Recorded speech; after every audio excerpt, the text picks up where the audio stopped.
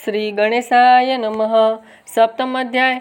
विघ्नराज अवतार। सूत जी बोले, हे मुनि, मैंने तुम्हें भगवान के विकट अवतार की कथा सुना दी। अब तुम्हें उनके विघ्नराज रूप का उपज्ञान सुनाता हूँ। ध्यान देकर सुनो। विघ्नराज वस शेष वाहन उच्यते ममता सुनत विष्णु ब्रौति वाचक। हे सेनक, भगवान गणपति को जो विघ्नराज नाम का अवतार है वह शेष वाहन कहा जाता है। वह ममतासुर का सहारक और विष्णु ब्रह्मा का वाचक है। इसकी कथा इस प्रकार है।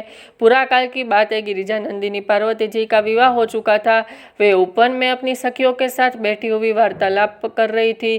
तभी किसी एक बात पर उन्हें जोर से हंसी आ गई और उनकी उस हंसी से एक पर्वताकार किंतु अत्यंत मनोरम पुरुष उत्पन्न होकर उनके सामने आ खड़ा हुआ। उस पुरुष को देखकर गिरिजा को बड़ा आश्चर्य हुआ। सोचने लगी, यह कौन, कहाँ से आया? और फिर भी प्रश्न उन्होंने उस पुरुष से किया और अंत में बोली, तुम्हारा प्रयोजन क्या है? पार्वती के मन में ममतापुर की उत्पत्ति। पुरुष ने हाथ जोड़कर निवेदन किया, माता, मैं आपके आश्रय से उत्पन्न हुआ हूँ। आपका पुत्र होने के कारण आपकी कृपा का मैं अधिकारी हूँ।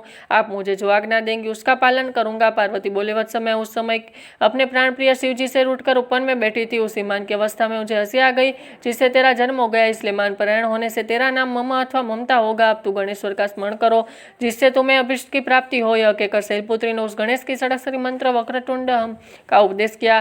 तब उनके चरणों में प्रणाम कर तपस्या करने के लिए अरण में चला गया। यहाँ उसकी भेंट दैत्यराज संबासुर से हो गई। गिरिजा पुत्र ने दैत्यराज से पूछा, आप कौन हैं? यहाँ किस लिए आए हैं? यदि अनुचित न समझे तो मुझे अपना पूर्ण वृत्तांत बताने की कृपा करे। संबासुर ने उत्तर दिया, महाभाग, मेरा नाम संबर है। मैं अनेक विद्याओं का ज्ञाता हूँ। यदि तुम चाहो तो वह विद्या मैं तुम्हें दे सकता हूँ जिससे तुम अवश्य अत्यंत सामर्थ्यवान बन जाओगे। ममतासुर बहुत प्रसन्न हुआ। उसने सांबासुर के समस्त आसुरी विद्या सिखा ली जिसके अभ्यास से वह स्वयं कामरूप हो गया।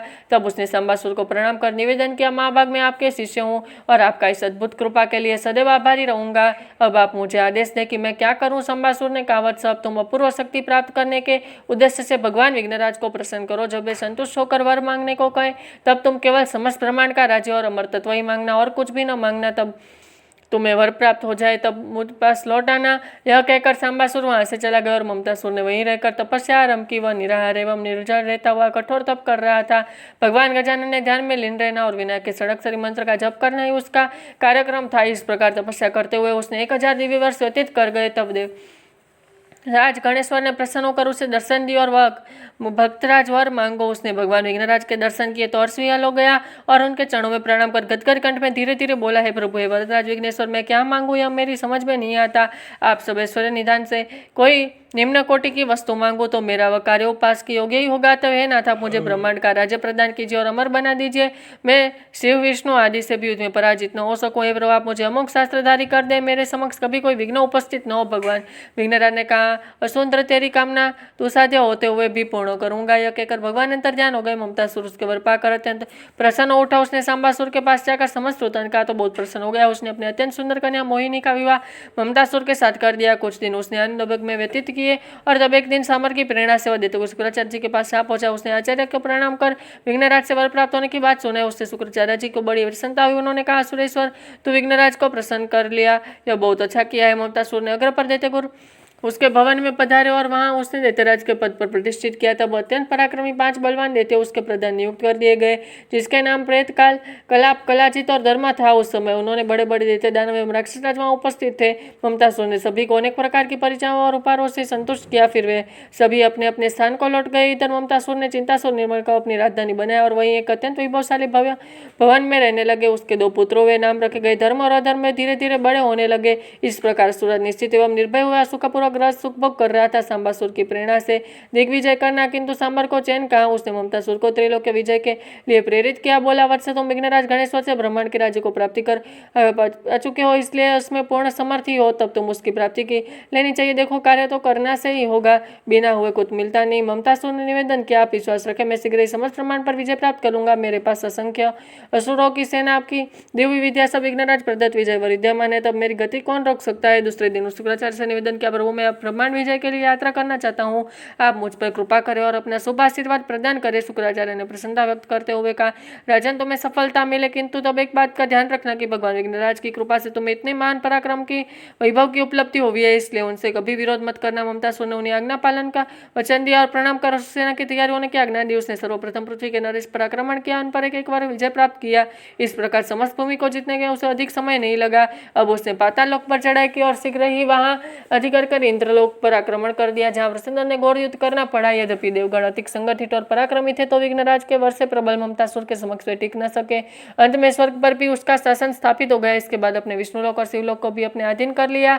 सर्वत्र उसके निरंकुश शासन स्थापित हो चुके थे। उसके राज्य में धर्म कर्म का लोप और अधर्म की वृद्धि में हो रही थी। उसके तीनों लोकों में भय व्याप्त हो गया था। सभी देवता बहुत दुखित होकर ममतासुर के अत्याचारों में राक्षस का उपाय सोचने लगे। उस समय भगवान विष्णु ने कहा, यदि तुम्हें अपना श्रेय साधन करना है तो भगवान विघ्नराज की उपासना करनी चाहिए। यही प्रभु इस असुर को परास्त कर सकते हैं। उनकी बात मानकर सब देवता विघ्नराज की प्रसन्नता के लिए तप करने लगे। फिर भी जब भद्र शुक्ल चतुर्थी आई, तब मध्याह्न में भगवान विघ्नराज के दर्शन दिए। देवताओं ने प्रसन्नतापूर्वक उनका स्तवन किया तथा उन्हें अपने कष्ट की बात सुनाई और फिर अपनी रक्षा की प्रार्थना की। भगवान गणेश्वर ने आश्वासन दिया, देवताओं निश्चित रहो, मैं ममतासुर को पराजित करूंगा। यह कहकर भगवान गणेश्वर अंतर ध्यान हो गए।